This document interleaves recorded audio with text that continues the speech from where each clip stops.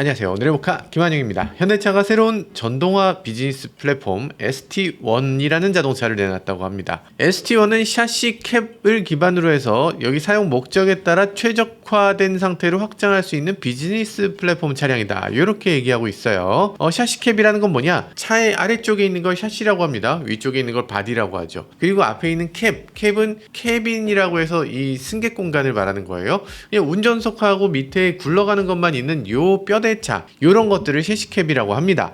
그래서 이 샤시캡에다가 뒤에다가 여러 가지를 붙여서 다양한 것들을 만들 수 있도록 앞부분만 파는 물건이에요. 이렇게 얘기하는 거죠. 그런데 여기 희한한 게 있습니다. 전동화 비즈니스 플랫폼이라고 하잖아요. 보통 이제 기아는 PBV라는 표현을 쓰는데 현대에는 기아가 먼저 이름 붙인 PBV라는 이름을 쓰고 싶지 않아. 그래서 아마 비즈니스 플랫폼이다 이렇게 얘기하고 있는 것 같습니다. 여기 뭐라고 써있냐면 이로써 현대차는 전동화 라인업을 승용에서 상용 모델까지 확장해서 판매를 확대하고 입지를 더욱 공고히 하겠다 이렇게 말씀하고 있는데요. 승용에서 이제 상용까지 간다. 와 그게 확장이다. 그러면 그 전에 포터 EV는 뭐야? 그럼 포터 EV는 전기 상용차 아니었어요? 그건 뭐 흑역사? 아마 그렇게 생각하는 게 아닌가 싶습니다. 어쨌든 이 차 뒤에 있는 이 부분 화물차용으로 당연히 쓸 수 있고 캠핑카용으로도 당연히 쓸 수 있을 겁니다. 미니버스라든지 아니면 사무실 같은 걸로도 쓸 수 있겠죠. 저는 이 뒤에다가 영화 감상실 같은 거 만들 수도 있을 것 같아. 그러면 좋을 것 같지 않으세요? 어쨌든 다양한 용도로 확장될 수 있는 뒷부분이 될 텐데 요번에 현대가 내놓는 ST1 이름부터 생소한 이 차 어떤 차인지 함께 살펴보시죠. 네, 예전에 ST1의 위장막차 포착됐을 때 저희가 영상 보내드렸죠. 그때 당시 어떤 분들은 얘기했습니다. 이게 포터의 후속이야. 그래서 이게 포터입니다. 이렇게 얘기하시는 분들 많이 계셨는데 사실은 ST1이라는 이름이 결국에 이 차의 이름이 돼버렸네요. 지금도 생각하실 수 있어요. 아니 ST1은 코드명이고 요거 나중에 포터란 이름으로 바꾸지 않을까요? 하실 수도 있는데 그렇진 않을 겁니다. 왜냐하면 포터는 또 나와야 되거든. 그래서 지금 ST1은 스타리아를 기반으로 해서 여러가지 사업이라든지 캠핑이라든지 그런 목적에 맞는 PBV 같은 자동차로 나오게 된다. 그런 플랫폼이다 라는 이유에서 이런 이름을 쓰게 되는 겁니다. 자, 그럼 현대차에 따르면 이 ST1이라는 이름은 도대체 어떻게 나왔나? 서비스 타입 1이다 라는 의미에서 이렇게 이름 지었다고 합니다. 타입 1이라는 말 어서 많이 들어봤잖아. 타입 1은 상당히 의미 있는 이름이죠. 뭐 여러 브랜드들이 했지만 예전에 폭스바겐 첫 번째 만든 차 뭡니까? 이렇게 생긴 차. 요거 비틀인가요?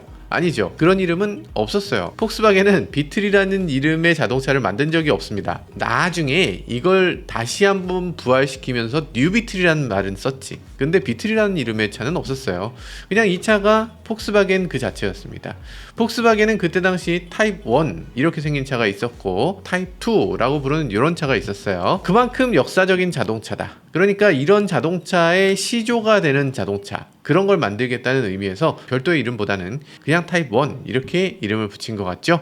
어쨌든 지금 이 차 굉장히 간단해 보이고 뭐야 스타리아 뒷부분 잘라낸 거 아니야? 우습게 본다면 우습게 볼 수 있는 거지만 아마도 엄청 다양한 모델로 확장할 수 있는 기반 모델이 될 걸로 보여집니다. 지금 사진에 나와 있는 이 모습을 보면요 뒷부분을 탑차처럼 이렇게 만들었잖아요. 짐 나르는 차 카고라고 얘기하면서 이렇게 만든다고 해요. 뒷부분을 냉동 탑차 모양도 뒤에 제공을 한다고 해요. 그러니까 이렇게 두 가지를 샘플로 보여줬다는 거지. 그럼에도 뒷부분을 또 다르게 만드는 것도 가능합니다. 예전에 캠핑카 포레스트라고 있었잖아요. 포터를 기반으로 해서 뒤에 캠핑카 붙이는 거 그런 것들을 여기다가 만들 수 있다는 겁니다. 너무 좋을 것 같죠? 아무리 그래도 난 오픈 트럭이 필요해요 라는 분들한테는 또 오픈 트럭을 만들어 줄 수도 있을 것 같고요. 카고라고 하지만 요즘 아파트 지하주차장 들어가는 카고들 보면 좀 작죠? 이런 탑차는 사람이 들어가서 작업하기가 너무 힘들잖아. 그러니까 보통은 들어가서 작업하는 형식으로 안 하고 옆부분을 뚫어서 거기에 이렇게 슬라이드 형태로 이렇게 서랍처럼 집어넣든지 이런 식으로 많이 하더라고요. 그래서 그런 식으로 아마 옆부분이 뚫리는 차 그런 것도 만들 수 있을 거고요.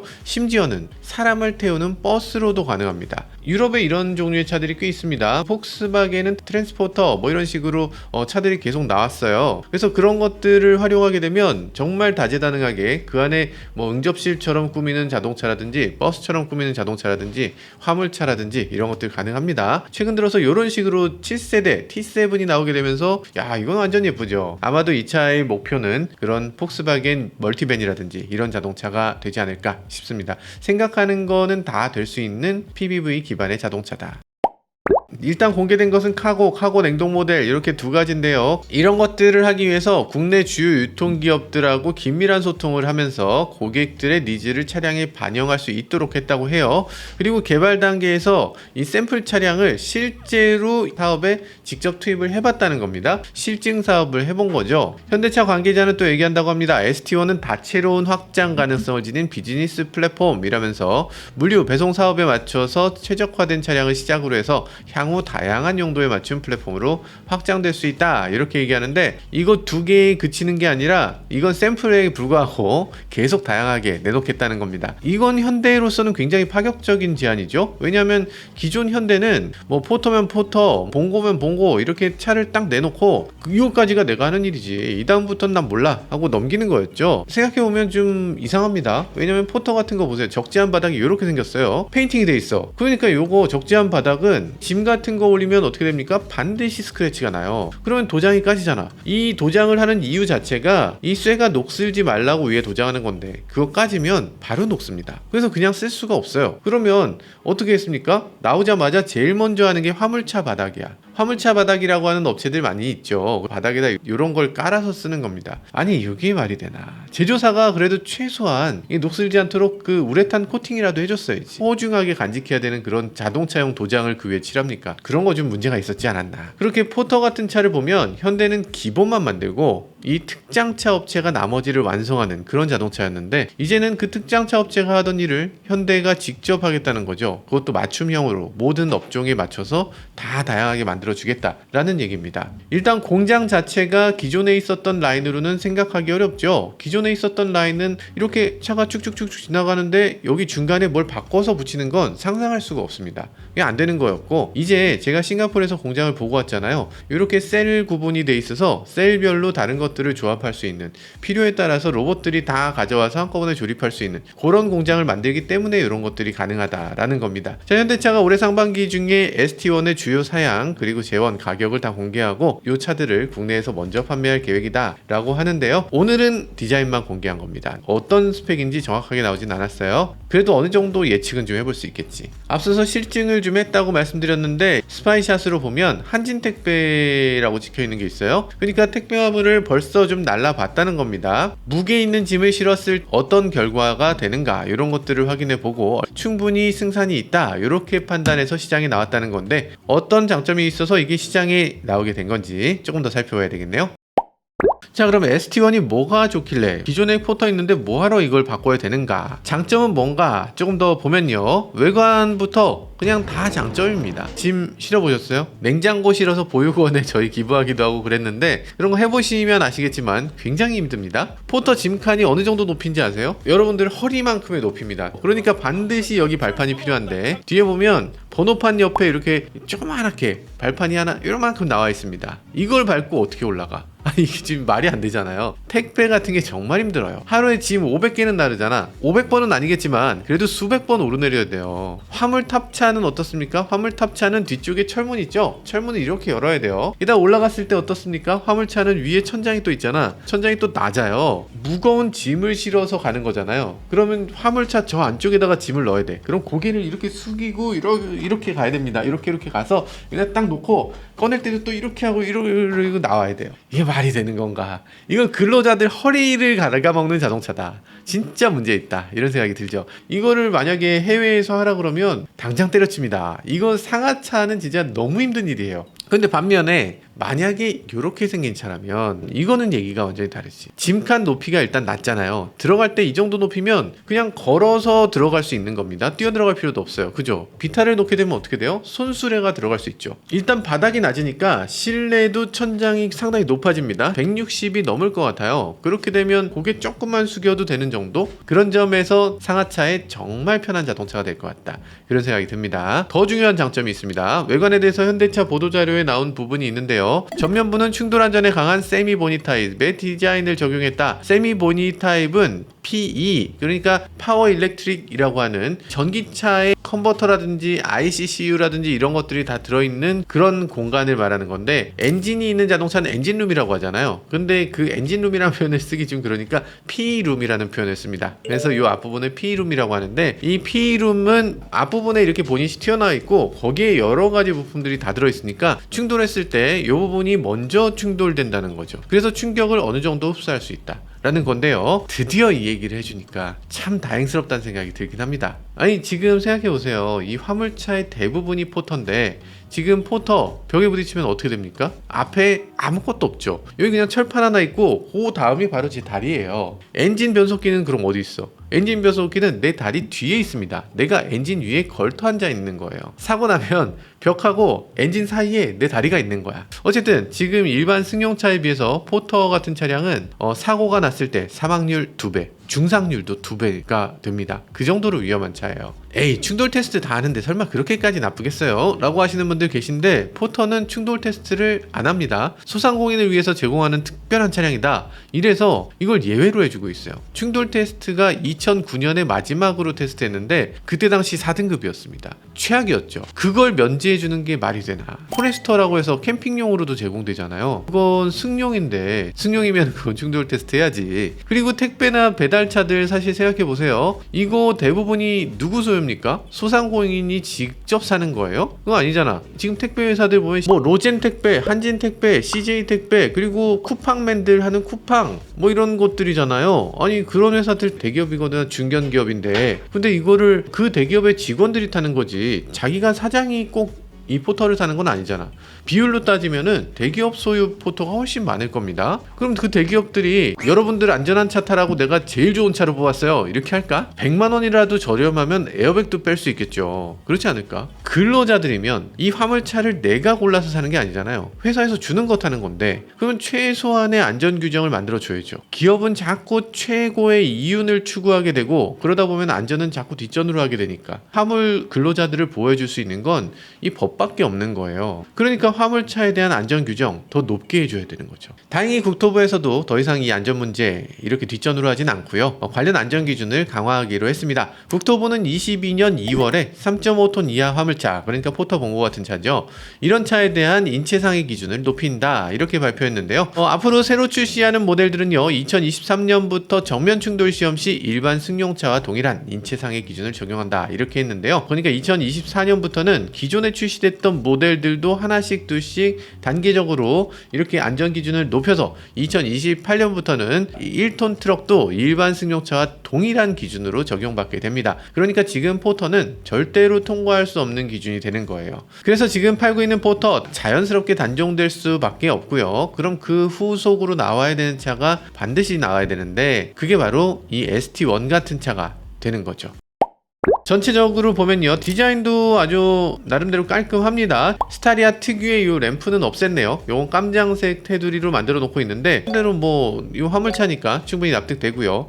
휠이 또 이렇게 생겼는데, 요것도 주철 휠, 간만에 보는 주철 휠인데 뭐 나쁘지 않습니다. 화물차면 괜찮지. 전면에는 이렇게 충전구가 자리 잡고 있네요. 앞부분에 충전구가 있어서 이렇게 충전한다고 하는데, 뒷부분에 있으면 더 좋지 않았을까 싶긴 한데, 뒷부분은 어쨌든 화물차로 막 자유롭게 꾸며야 되니까 아마 뒷부분에 어떤 부분을 딱 제한하는 거는 쉽지 않았을 것 같아요. 그럴 바에는 앞에 끝에다 놓는 게 낫다 라고 생각해서 가장 앞부분에 놔둔 것 같습니다. 뭐 나름대로 일리는 있는 위치인 것 같아요. 포터보다 안 나은 것 같아요.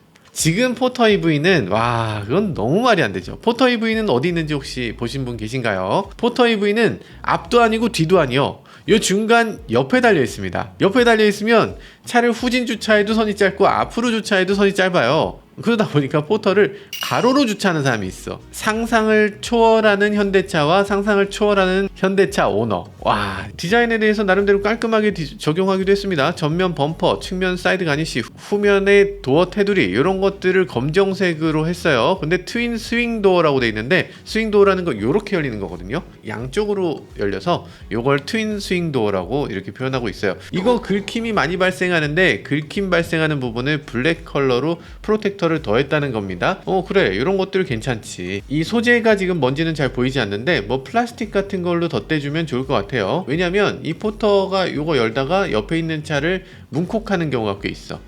굉장히 좀 서로 민망한 상황이 생기니까 플라스틱으로 돼서 좀 문콕을 덜 한다든지 이 차주님에게 부상을 입히는 일이 좀 줄어들면 좋겠습니다. 윗부분에 이런 것도 얘기하고 있네요. 루프 스포일러를 이렇게 만들어 놓고 있다. 대형 화물차에 많이 있는 거죠. 이런 식으로 앞부분을 완만하게 깎아서 그래서 공기역학적으로 조금 더 여유롭게 해준다는 건데, 대형 화물차에선 이거를 캡 루프라고 하는데 여기서는 지금 루프 스포일러라고 하는데 사실 엄밀히 말해서 스포일러는 아니죠. 스포일러라는 건 뒤쪽에 이렇게 와류가 생기는 걸 진짜 스포일 하는 거예요. 요거는 그런 용도라기보다는 벽이 이 공기를 만나서 이게 풍절음도 일으키고 저항도 일으키고 그래서 연비도 떨어지고 그래서 여러 가지 문제점이 있기 때문에 요걸 이렇게 좀 막아주는 형태, 캡 루프라는 표현을 많이 씁니다.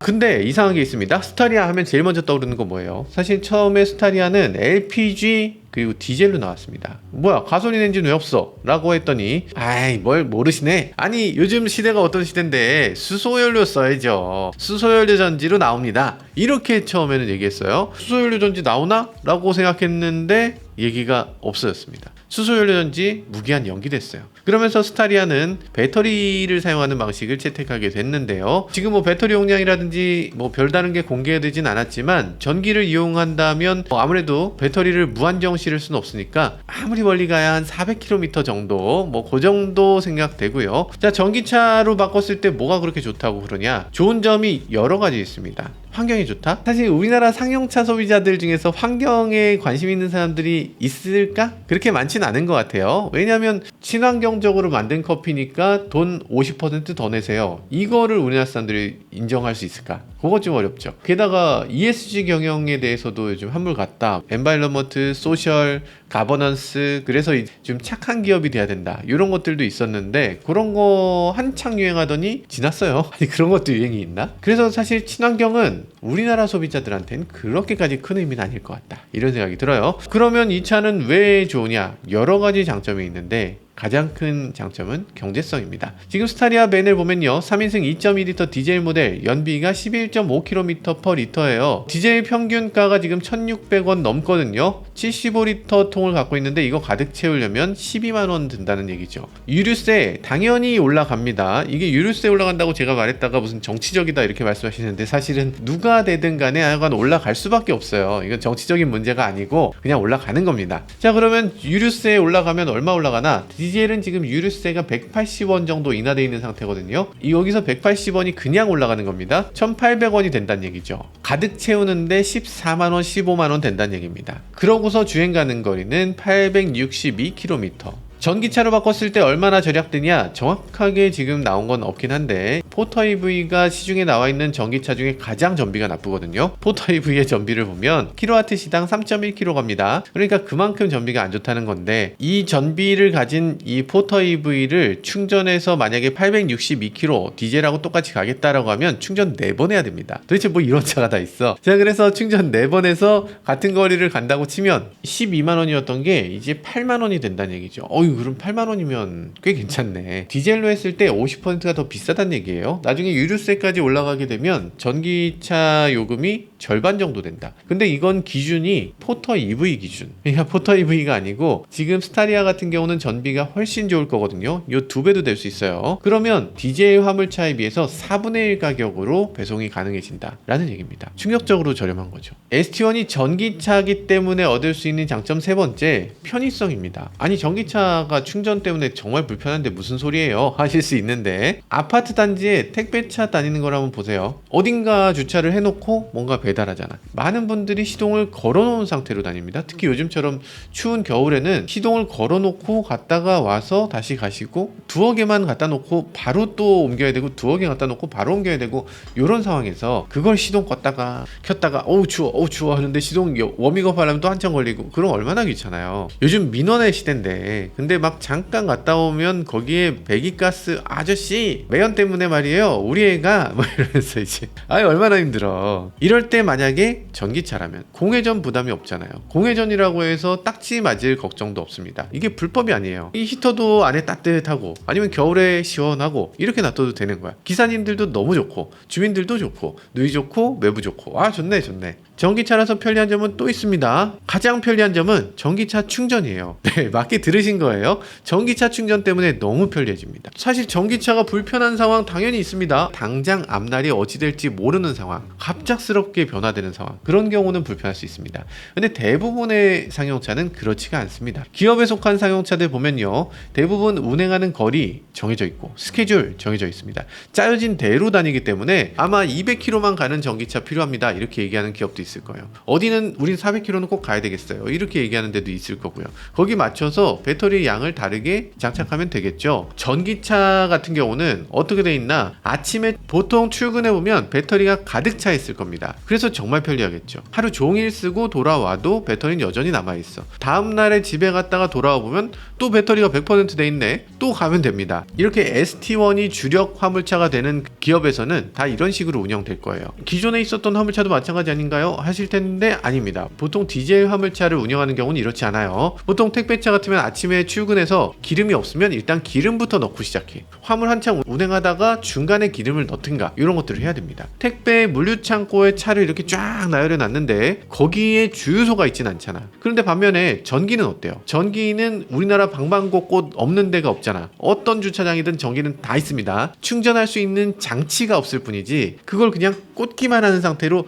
여기까지 나와 있는 거야. 아침에 나가기 전에 이미 100% 돼 있는 거. 현대차가 함께 했다는 사업자 중에 하나가 한진택배라고 하는데, 이 한진택배만 해도 이런 시스템을 이미 갖추고 있어요. 사업 영역을 얼마 전에 확대했습니다. 태양광 발전 전기차 충전 사업자로 사업 영역을 추가했어요. 그거 왜 했냐? 물류센터에 태양광 발전소를 계속 늘리고 있어요. 그리고 전기차 충전기 왕창 깔았습니다. 그러고서 전기 화물차의 전기 공급을 내가 하겠다라는 거죠. 지금 한진택배 입장에서 생각해 보세요. 한진택배 차들이 전국 방방곡곡을 엄청나게 많이 다니잖아요. 그 수많은 자동차들이 기름을 얼마나 태우고 거기서 주유소에서 얼마나 많이 팔아주는데 그거 왜 주유소에다 줘? 우리가 전기 충전 사업하면 우리가 먹을 건데 그걸 왜 얘네 주냐, 이런 생각이 들죠. 그러니까 한진택배 입장에선 택배 사업해서 일단 벌고 전기 충전 사업하고 해서 또 벌고, 이렇게 양쪽으로 벌어서 너무 좋은 거죠. 전기차 사업은 다들 이런 식으로 발전하게 되지 않을까. 그래서 택배회사라든지 운송회사들 전기 충전 사업, 전기 발전 사업을, 그런 것들을 함께 하면서 이 사업을 다각화할 수 있는 요소가 있다라는 겁니다. 네, 너무 좋은 점만 얘기한 것 같은데요. 사실 걱정되는 면이 상당히 있습니다. 왜냐하면 우리가 포터 EV 이미 봤잖아요. 가장 걱정되는 건 포터 EV 꼴 나는 거. 포터 EV는 주행 가는 거리가 211km라고 돼 있는데요. 전비도 3.1km kWh라고 돼 있습니다. 나쁘죠. 일단 주행 거리도 너무 나쁘고 전비도 너무너무 나빠요. 게다가 겨울철에는 주행 거리가 더 떨어집니다. LFP 때문에 그런 거 아니에요 하시는 분들 계시던데 아니에요. 이건 NCM 배터리입니다. 충전 속도도 어마어마하게 느립니다. 충전 속도가 50kW 밖에 안 돼요.